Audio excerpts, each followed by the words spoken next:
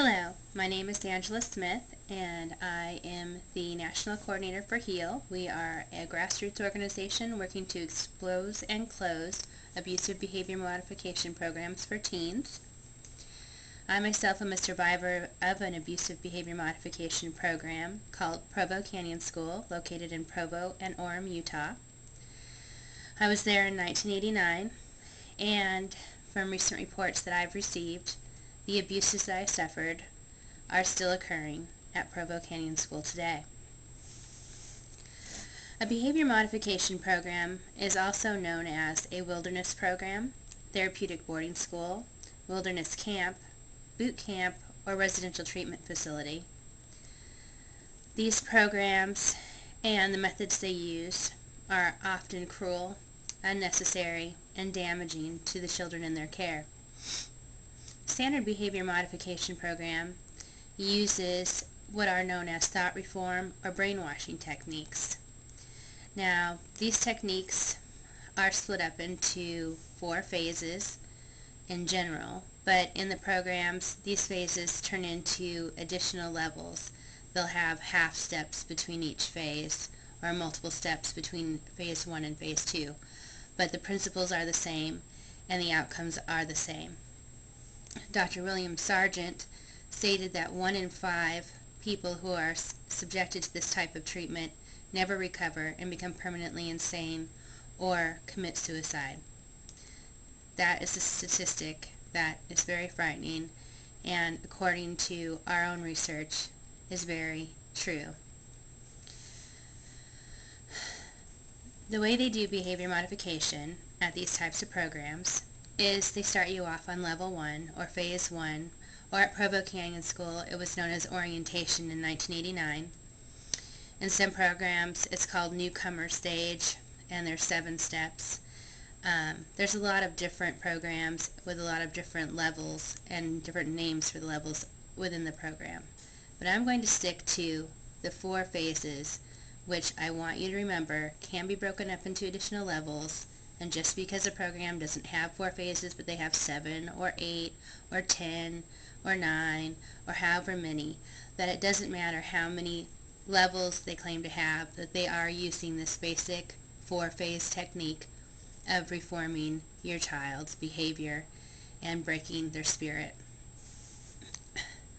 From phase 1 in these programs, including Provo Canyon School, which at Provo Canyon it was known as orientation, you are denied all contact with the outside world. You are not allowed books. You are not allowed magazines, newspapers, clocks, calendars. You are not allowed to telephone your families. You are not allowed to write anything to your family that is disparaging about the program. You cannot make any complaints or reports to authorities about abuses you are suffering, because you are not allowed access to telephone the authorities in case of abuse occurring.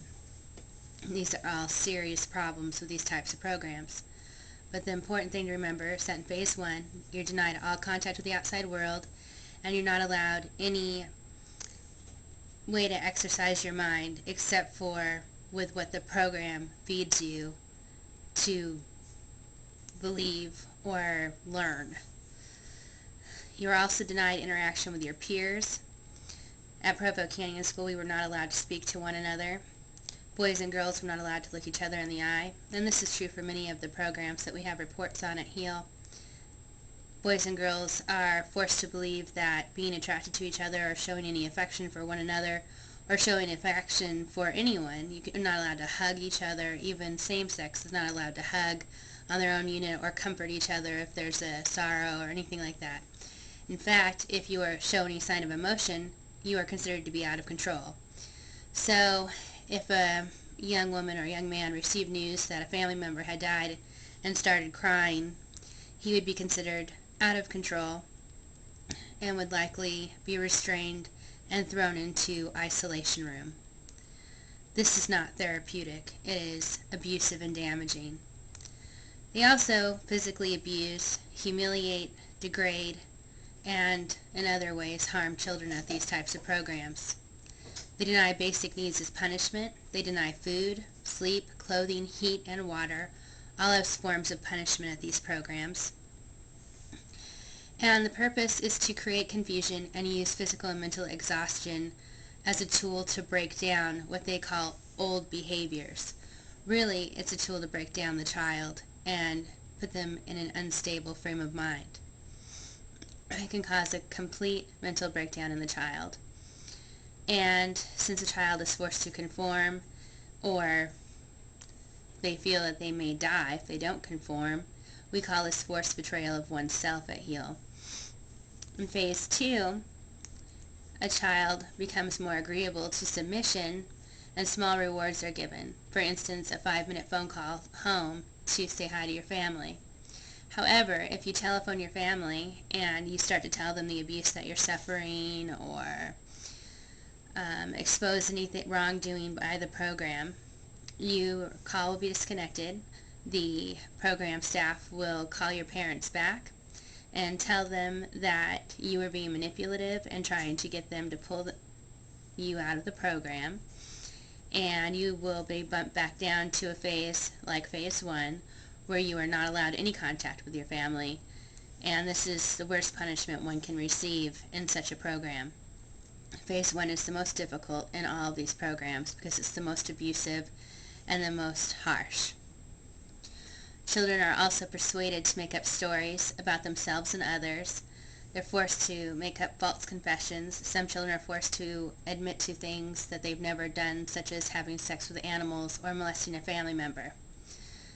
They are forced to repeat these confessions multiple times, and if they don't begin to believe these confessions and they don't own up to these lies they're telling about themselves, then the program punishes them.